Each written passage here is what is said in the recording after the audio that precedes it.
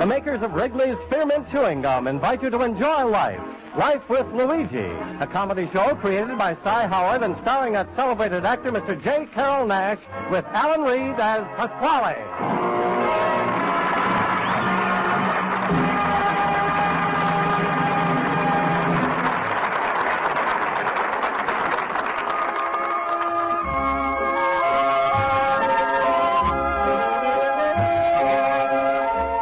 The makers of Wrigley's Spearmint Chewing Gum are glad to bring you Life with Luigi because they feel it's a friendly, good-natured show that offers you relaxation and enjoyment.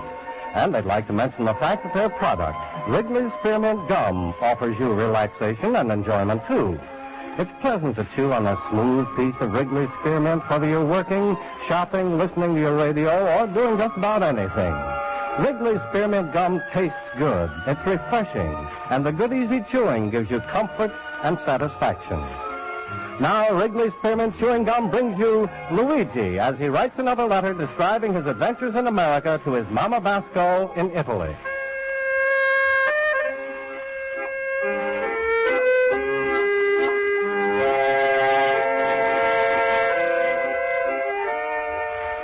Dear Mamma Mia.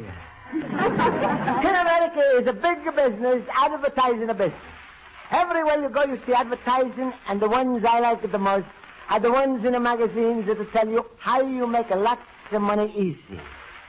They say become rich overnight, to dig for oil in your own backyard. Then become rich overnight, make Indian blankets. Then become rich overnight to learn the meat cutting in your living room. Remember me, if I'm going to stay up for 3 nights, I'm going to make a fortune. But then is that an advertisement that to say, make $100 a week, become a secretary stenographer? Then I read them all and I'm see it's no good for me, it's only for somebody who's got a short hand. But the most foolish advertisement I'm see, Mamma Mia, is the one that to say, we sell you pants for 1/3 off. Mamma Mia, isn't that stupid? How am I going to look walking in the street with one of my pants for 1/3 off? In America, bigger companies, they got a big advertising, and little companies, they got a little advertising. All I'm can afford is my name in the phone book. And right now, I'm worried, Mamma Mia, because the phone book is a come out, and I'm going to see my name. Always my name, the Barton and the Bates. But this year I'm going to think of Barton and the Bates has got together and push me out. I'm not going to believe a phone company would do this to me, so I'm going to go to my night school teacher, Miss Spaulding, and ask her. Maybe she's going to help me get a push to back.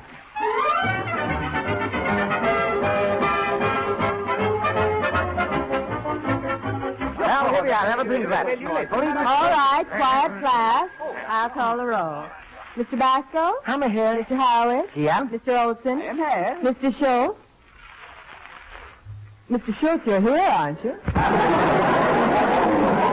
Mr. Schultz, please, you're very funny, and it's not necessary to take a bow after each joke. Now, class, our lesson for today is grammar. Mr. Basco, you have your hand raised. Well, Miss Spaulding, I'm looking at the telephone book, but I'm not there. What? Tell me, Miss Spaulding, what do you think I'm going to be? Basco, what are you getting at? Well, terrible things are happening, Miss Spaulding. Last year, I was between a Barton and a Bates. But now I'm looking at a book, a Barton is a look on a Bates, and a Bates is a look on a Barton, but in between, nobody's a look on a Basco. And I'm going to think of it. Stop, Luigi. Who are you for shimmering? Mr. Basco, will you please hold your problem until after class? We'll get on with our grammar lesson. Now, who will volunteer to conjugate the verb to see? Well? As usual, I will have to volunteer. There he goes, the teacher's pot. Mr. Olson, thank you for volunteering, but I'd like the others to try first. Mr. Horowitz, will you try? All right, I volunteer. I conjugate the verb to see. See, saw. See, saw. See, saw. Horowitz, stop already. You're making me dizzy. Mr. Schultz, you're disrupting the class. Let me hear you conjugate see. I see, you see, he see, she sees, we see, you see, they see. That's very good. Good, that's perfect. Yes, it is at that. To tell you the truth, it was a lucky guess. All right. Now, Mr. Olson, will you conjugate the verb using a subject, like marry? I should be very happy to. I see marry, you see marry, he sees marry, she sees marry, we see marry, you see marry, they see marry. Mary should pull down her window shade.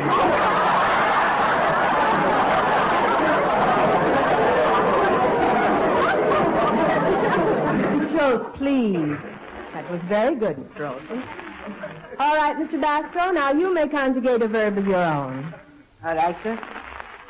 I'm a nut in a phone book, or he's a nut in a phone book, or she's a nut in a Mr. Basco, don't forget you're not in the phone book. Yeah, but that's what I'm trying to tell you before, but you don't want to talk about it. Oh, what a dummkopf. There is Mary standing with the window shades up, and Luigi wants to go to the phone company.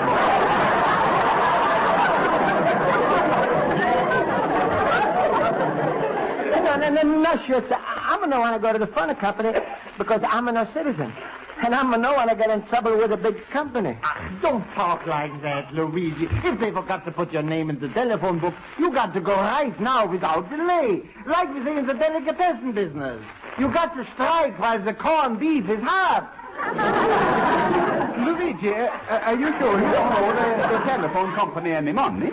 What, Olson? I say, are you sure you don't owe the telephone company any money? No, it's the other way around. They owe me. What do you mean, Luigi, they owe you? Well, I was first for 2 years, I'm in America. I'm know how to work at the telephone booth. And instead of putting in a nickel, I was always putting in 5 pennies. Mr. Basco, we're spending a lot of the class's valuable time. I'm sure if you go to the phone company, everything will be straightened out. Well, thank you, friends, for your advice. But you sure is there going to be no trouble, huh? Of course not. Certainly. But, Luigi, what if there is? What can they do to you? Can they hang you? Can they shoot you? Can they throw you into jail? Schultz, can they? How should I know? Am I a lawyer?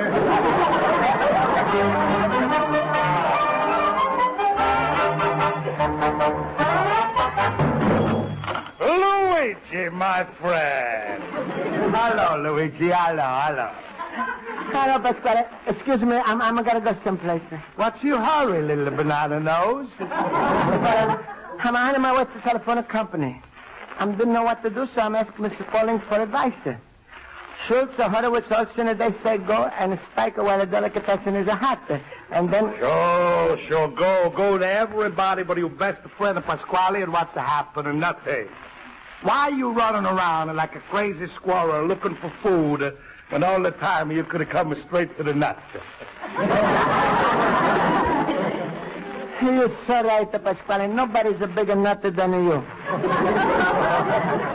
That's a funny thing. And when I'm a say it, it's a come out different. Why are you on your way to the telephone company? Because they left my name out of the telephone book, and that's a terrible thing. They left your name out of the phone book? Yeah. Oh. Well, Luigi, there's nothing so special about that. It could be for lots of reasons. Well, what's the one? Well, could be to save money on ink. Then again, maybe you got the telephone book with some of the names that cut out. That's what they call the Reader's Digest version. No, Pasquale. Is it not that because I'm got the regular heavy book? Oh, the heavy book. Well, there's two kinds, you know. There's a regular heavy and a double-duty heavy. Oh. That's the one they use under the short legs at tables. You ain't got that one, huh? Pasquale, I'm thinking you're joking. No, I'm no joker. There's something else you should know. Sometimes the population gets too big, you see? There's too many names for one city to handle. So they divide up for the extras. For all of you know, right now, you may be on the top of the page in Tuscaloosa. Pasquale, this don't seem possible. Well, then there might be one more reason why you're not in the book, and that's the most important. How long you been in America? Almost 3 years. That explains it. In America, there's one big rule, and that's to go for the phone company, too. Well, what's this rule? Last one in is a rotten egg. Now, you must have been the last one in America, so you listed under R, a rotten egg. Oh, no, Pasquale, get out of my way. You're making a fool out of me. I'm going to go to the phone company. All right, you stupid greenhorn of bull, but go to the phone company, see what's to happen. You're going to wind up with nothing but a catastrophe. But why you say that? Because I was a once in your boots. When I first come to America, I owed the company money. I complained, but they hounded me until I had to pay. Of course, I was smarter than you are, because for the next 5 years, I got even with them. How? Every time my telephone rang, I didn't answer. But that's not helping me. For some reason, I don't understand, I'm no more in the phone book. Next to who knows, the phone company might come around and take out my telephone book, and then how am I going to do to the business? So what, Luigi? Even if a worst is coming to worst, you can always use my telephone, a little cabbage pussy. Isn't that trouble, Pasquale? What trouble? It's a pleasure. Every time the phone rings, I call you. Oh, thank you, Pasquale. Now I'm feeling much better. Sure.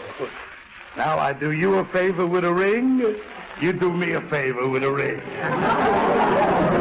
All right, Pasquale, what the favor am I going to do you with a ring? Slip it out of my daughter Rosa's finger.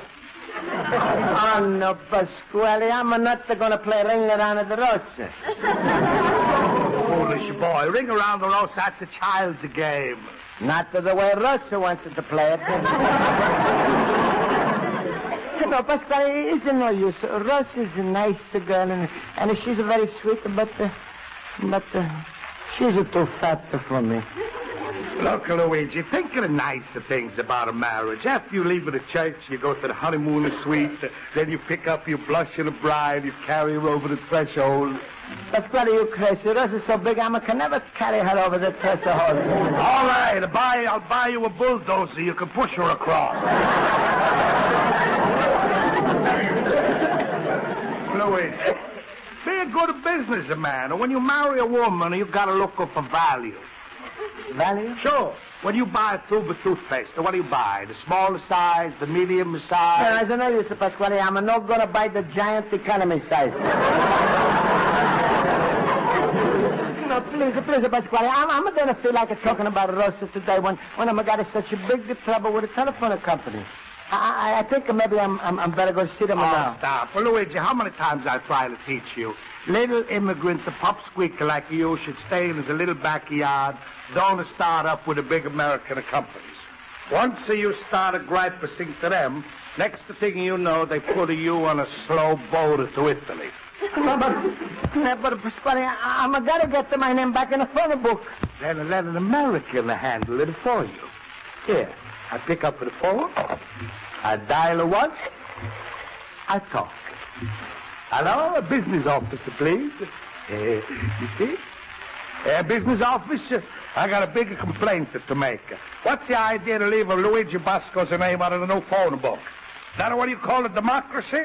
I got a good mind to take my business to some other telephone company, and What? Who's he yelling? No, I'm not going to lower my voice. What? You want this number? All right. It's Andover 79715. Yeah. Yeah? Okay. Pasquale, is it all fixed? Luigi, you never have a trouble with a company again. No? That's all right. Tomorrow they come to disconnect your phone.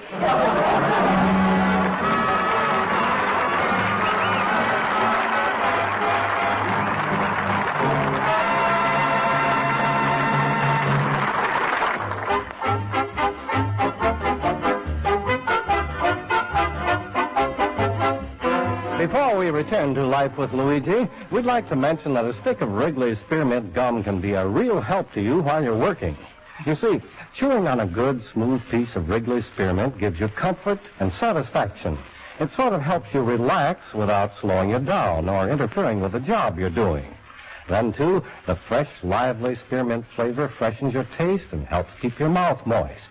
As a result, you naturally feel better and work better while you're chewing Wrigley's Spearmint. Try it and see for yourself. Keep a package of refreshing, delicious Wrigley's Spearmint Chewing Gum handy while you work. Enjoy a stick from time to time. You'll like it. You really will.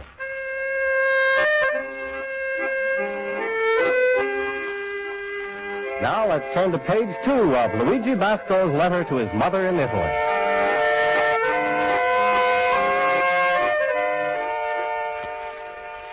Well, Mamma, me after Pasquale is left to my store, I'm going to call up the telephone company. And I'm going to beg them they shouldn't disconnect the telephone. Then I'm going to find out the whole thing was a big joke. All the time Pasquale was talking on my telephone, he was holding down the little hook and talking to himself. But now what am I going to do? I'm all mixed up. I don't know whether I should go to the phone company or not. Well, Luigi, how did you make out with the telephone company? I didn't go. What am I going to do with you? Luigi, the trouble with you is that you got that inferiority complex. What's that, sure? Huh? Well, let me see. We're going to put it in the delicatessen language, huh? Oh, yeah. An inferiority complex is when a knackwurst commits suicide because it feels like a Wiener Schnitzel. That's what it is, huh? Yeah, now, stop worrying yourself to death, Luigi. Put on your hat and coat, get the streetcar, go to the telephone company and say, I want to know why you left my name out of the telephone books this year. What, am I an orphan? Is this a way to treat a customer who pays his bills every month? Is this what you call service? Yeah, but you want to shoot a holler like that all the time, Schultz? No, they'll throw you out. And it's going to be a good riddance, too. Huh? Oh, Pasquale. You leave the door open, Luigi, and anything is liable to come in. Yes, especially Schultz. Hello, Mr. Pickle Pusher in 1951. Pasquale, why don't you take a nice quiet nap on the bottom of Lake Michigan? Listen, Please. We got enough time enough for arguments. Oh, you're so right. But go, Luigi. Here's your hat and coat. Go down right now to the telephone company and find out what's what with the telephone book. All right. I'm going. In America, anybody can go any place and ask for anything. Stop, Luigi. I'm warning you. You start up with those big companies, they all are going to gang up on you. First thing you know, you're going to be without a phone, electric, a gas, and even a water. Just imagine, for the rest of your life, you're going to be taking a bath in Libby's tomato juice. Oh, poppycock. Luigi, go. Don't go. Go. Don't go. How do you like that? He's a wimp.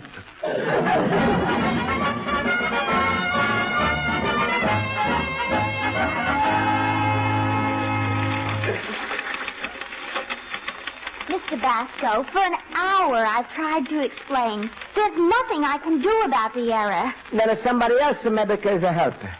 This is a Bella telephone company, yes? Yes? Then I'm going to speak to Mr. Bella. Mr. Bell? Why, he's dead. All right, I'm away. You don't understand. Mr. Bell is no longer with us. Oh, that's not nice. Men has spent his whole life inventing a telephone, now he's get fired. Sir, Mr. Bell owns the company, but he's dead. Oh. Then maybe I'll speak it to Mrs. Bella. Mrs. Bell is not here either. Mrs. Bell is not here? Mr. Bell is not here? Who's watching the business? Mr. Basco, will you please let me go on with my work? Sure, but I'm not going to go on with my work if you know... Give me in the book and you let me fall out of the telephone book. Fall out of the telephone book? Maybe I'm going to start again from the beginning. Oh, no. Otherwise, you was putting me between a bottom and the base, and I was happy. Then if something is happening in between, a bottom is a squeeze of base and is a goodbye Basco. I know. You told me all about it. Then if there's something... I can't. Who can? I don't know. See somebody else. The complaint department, the manager, the vice president, for all I care. Mr. Basco, you disrupted our entire organization. From the complaint department to the manager to the... I'm sorry, Mr. Vice President. But you think it's nice that Chicago Telephone Company to be mad at me? Mr. Basco, the telephone company is not mad at you. Then approve it. Put me back in the book. Mr. Basco, I've tried to explain. These things take time. We have over 5 million books out in this city. Do you expect me to go out by myself, collect every book in town, and put your name in? All right, I'm a helper you. That's not the point. No, please, Mr. Vice President, you talk to these fellas back in the beds. Find out why they was to get together and squeeze me out. Mr. Basco, nobody is trying to squeeze you out. Then how come when I'm looking at a book, I'm going to see myself? Mr. Basco, think back. Perhaps you came in once and asked to be unlisted. Who's unlisted? I'm going to list in the Army or the Navy. Mr. Basco, you don't understand. That's a special service we have for some subscribers. We give unlisted numbers to people who don't want their names in the book. Oh. Why, my name is not listed in the telephone book. And that was a good reason. Sure, you don't pay your bills. No, Mr. Basco, we're just wasting our time. There must be some good reason why your name was omitted from the book this season. The whole matter requires a little investigation. And until we look into it, my hands are tied. Hands are tied? Mamma mia, that's why you not could write my name in a book. Don't be preposterous! Mr. Past. No, please, Mr. Vice President. It was your company who's made a mistake in it. Don't say that, Mr. Basco. Our company never makes a mistake. Practically everything is done by machine. Do you realize what happens every time you pick up your phone? No. What? A thin plate of soft iron called the diaphragm vibrates to your sound waves. This in turn affects a tiny magnet and is electrically transmitted, causing the diaphragm to vibrate. Then, what do you think happens when the two metallic contacts are made? You got the wrong number. No! An automatic record is immediately stamped on a card bearing your phone number. I only inform you of this procedure so that it enables you to realize the complexity of our system and appreciate the multiple services which we endeavor to render. Do you understand? Huh? No, please, Mr. Vice President, you're a very nice man, and someday I hope you'll be the president. But I'm think if you look now, maybe you could find out why the company is pushing me out. Everybody's making a mistake sometimes. Maybe one of the girls was writing the name in the new book. I found the pens run out the ink, and then she's skipped the bus. Mr. Basco, you'll just have to do as I say. Now, take this form, go home, fill it out, mail it in. There's a reason why you must write us a letter and mail it to us. Oh, you want a post office to do a little business too? No, now will you please do as I say? Please, Mr. Vice President, your face is getting the red. Mr. Basco, I'm not a well man. Now it's getting the blue. All right. I'll look into your problem myself right now. Now go. Mamma mia, green.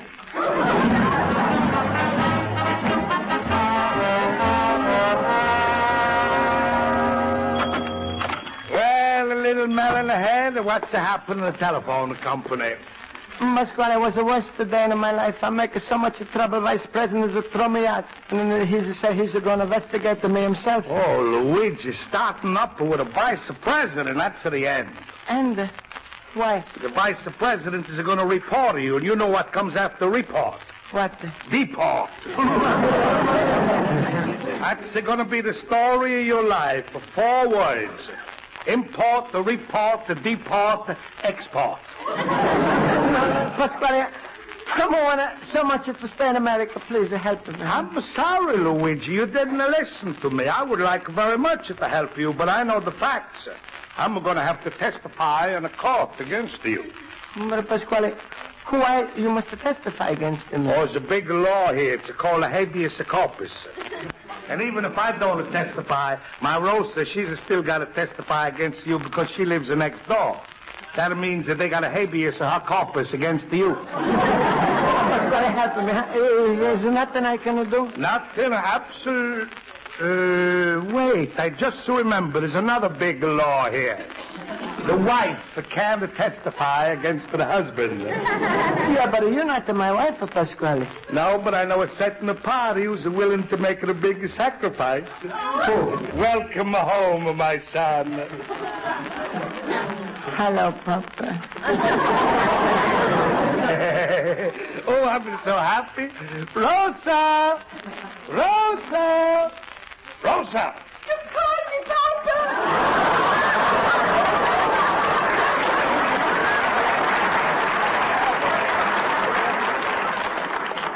Come here, Rosa. Say hello to Luigi.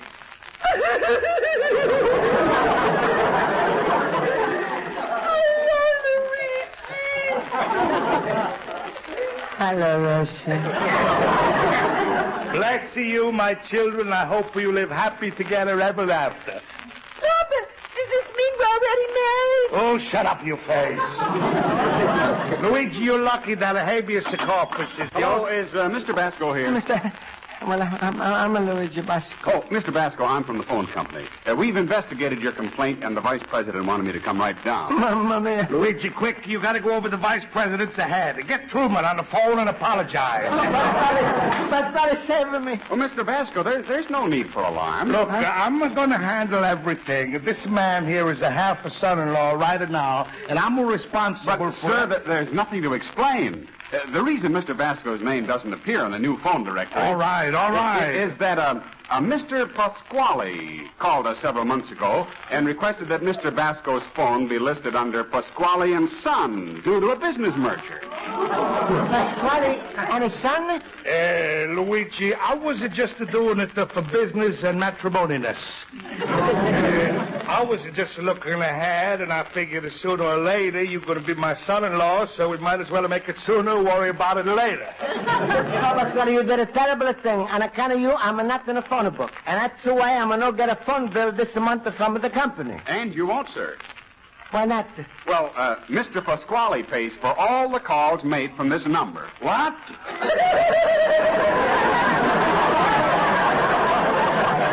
Oh, you and your ideas. Excuse me, Pasquale.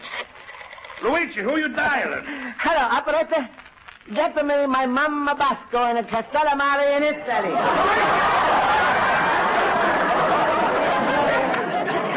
Luigi, you're going to ruin me. You got to go right. Oh, yes, Pasquale. America's giving me the big right to respect the law. What the law, my son? Habeas corpus papa.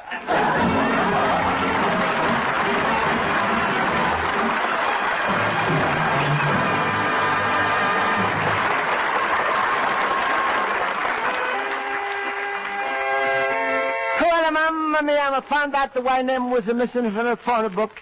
And just before I'm talk with the company, they promised me I'm going to be back in the next book. In the meantime, I'm a promise Pasquale. I'm not going to make a long-distance calls to Italy if he's promised me one thing. He's going to go with me to every drugstore in Chicago and help me write on the cover of a telephone books Luigi Basco and over 79715. No connection with a Pasquale and a son. You'll have a son, Luigi Basco, the immigrant.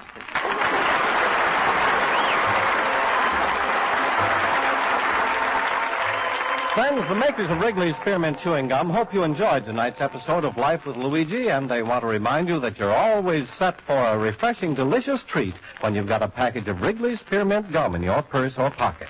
It takes just a second to unwrap a stick of Wrigley's Spearmint, slip it into your mouth, and enjoy some pleasant, tasty chewing. Good for you, too, because chewing aids digestion and helps keep your teeth clean and bright. So do what millions do.